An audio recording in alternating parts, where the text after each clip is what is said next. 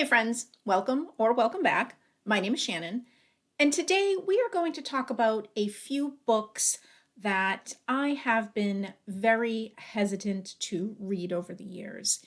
These are books that I find are, to me, disturbing, and they just have never been something I've wanted to pick up.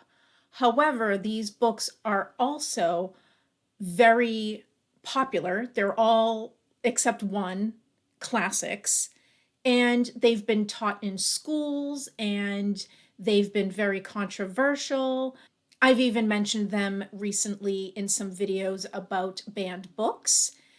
And I really just want to know what I'm missing. Why are these books so popular despite their transgressive or subversive nature? What am I missing? So I'm looking for you to help me understand what I'm missing in these books. Why are they still enduring after all of these years? What is their literary value to the extent that they are taught in schools? And I don't mean colleges, I mean high school and under. I can understand why these books would be taught in colleges for literature courses and PhDs and stuff like that, but teaching them to teenagers and younger people, I want to know what the value is. With all of the literature that we have, what is the value of these particular books that they have to be taught in high schools? To make one thing clear, I am not a fan of banning books, period. They should not be removed from libraries. They should not be removed from stores. However, I can understand how parents would object to these books being put in front of their kids. I understand how parents do want to control the information that their children receive or not receive according to how they want to teach their kids. But I can understand why some parents would object to some of these books.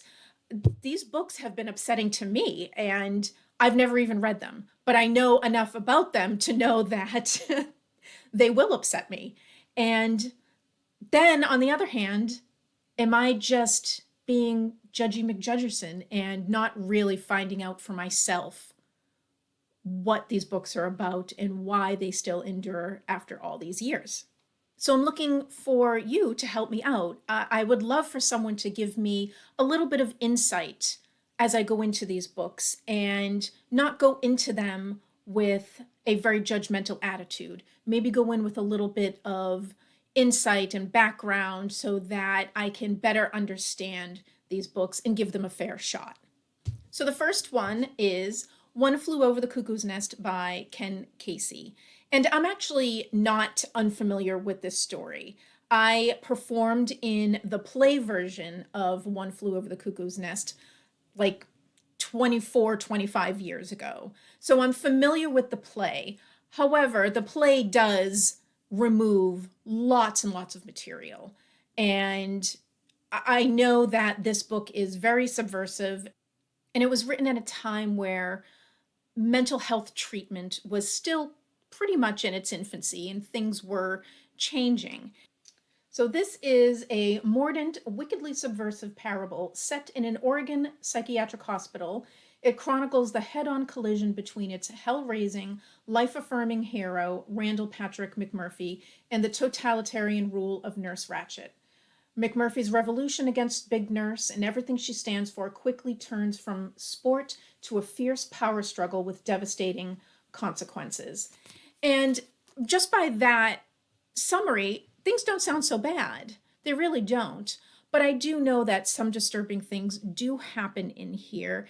And I do know that even though it didn't come out in the play, from what I understand in the book, the severe racism of the time comes out and lots of awful things happen. We've got the sexism and the racism and the violence, and I'm sure there's profanity in here. Profanity doesn't bother me, but I do know that some upsetting things will happen.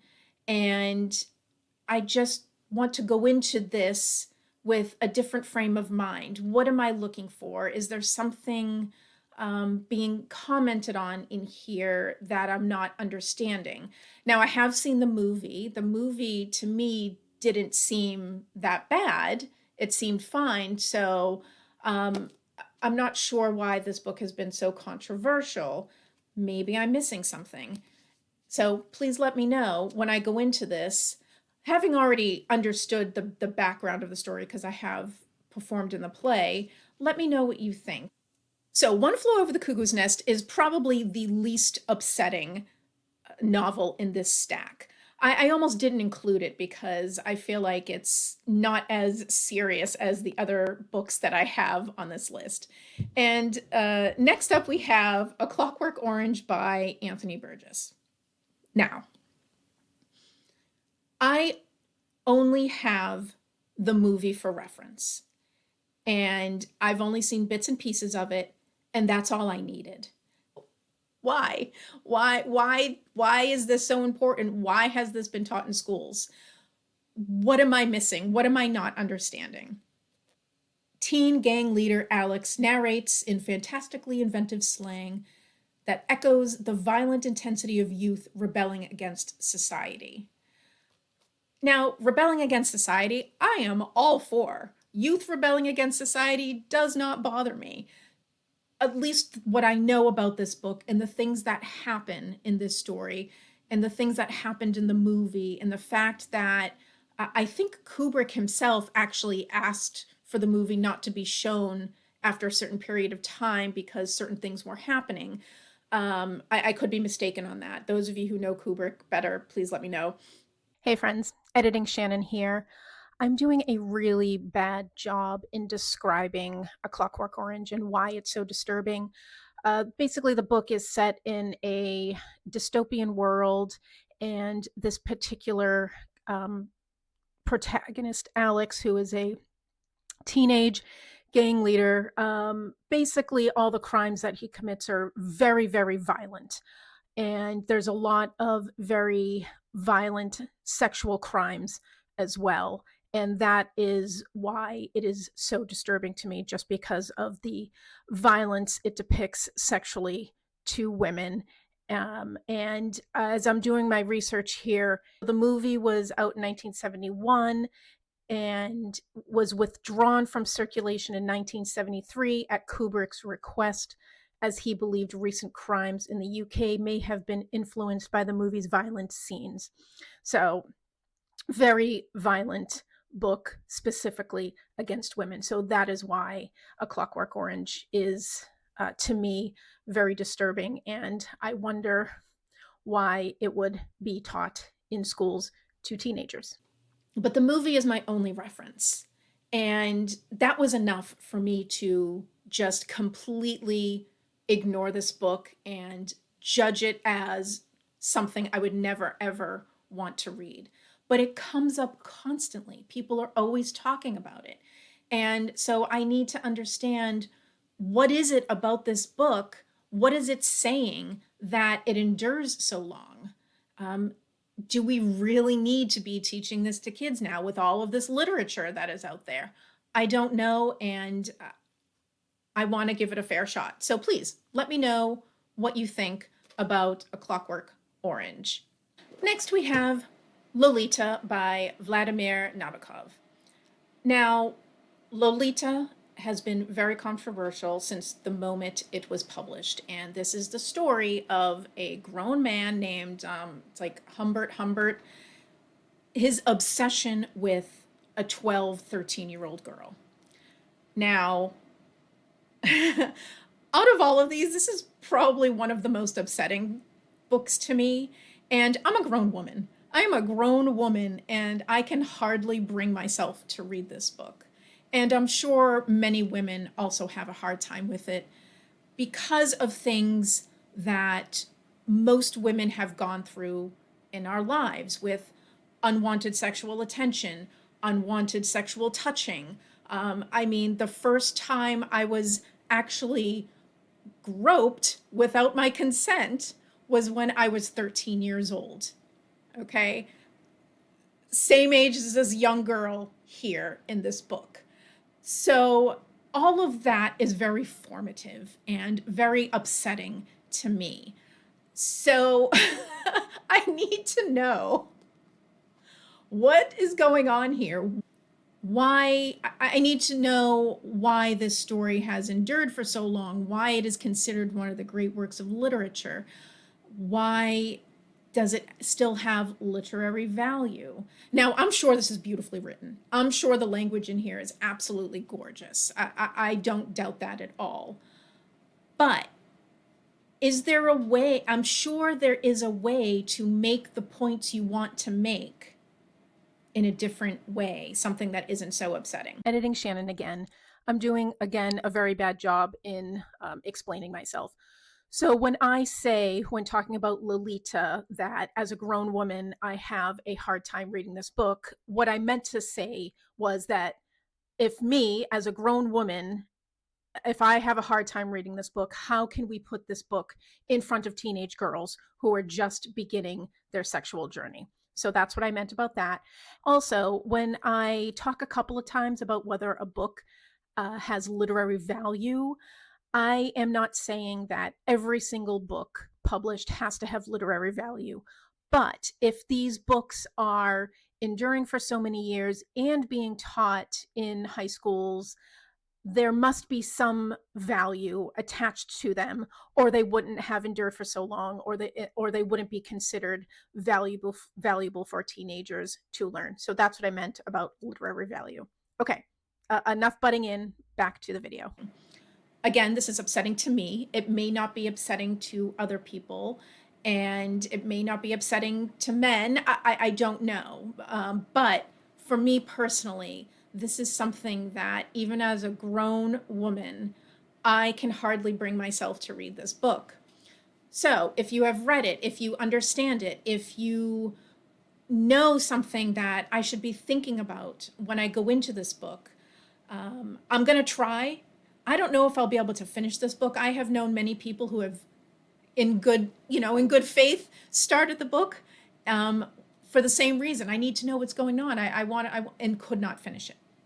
So I'm going to give it a good try, but if someone could give me some information as to something I should be thinking about when I go into this book, that would be really, really helpful. This actually is, this is the one that I think I'm going to have the hardest with. This last book, American Psycho by Bret, Easton, Ellis. Now, this is not taught in schools that I'm aware.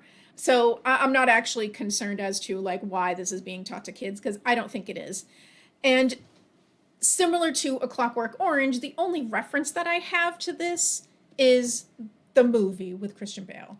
And for those of you who don't know, this is basically the story of a serial killer in the 90s in New York City. Does horrible, horrible things to women. And my only question is, why?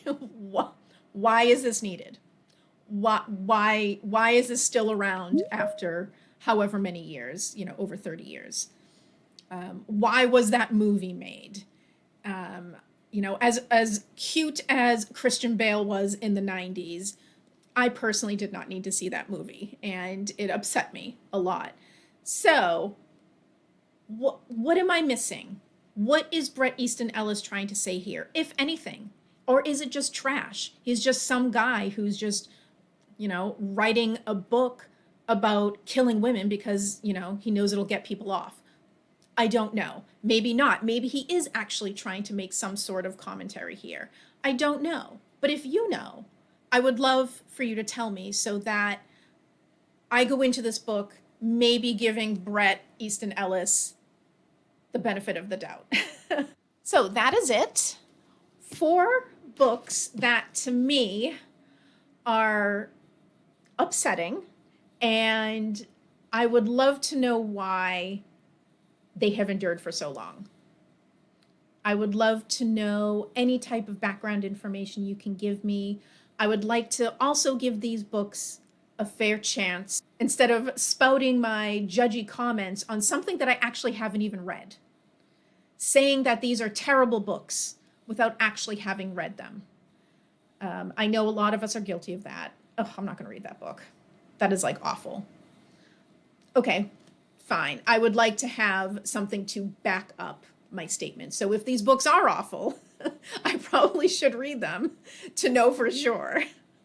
But maybe you can help me out, and maybe I can, if not, maybe I'll never like them, but maybe I can understand them better or appreciate them.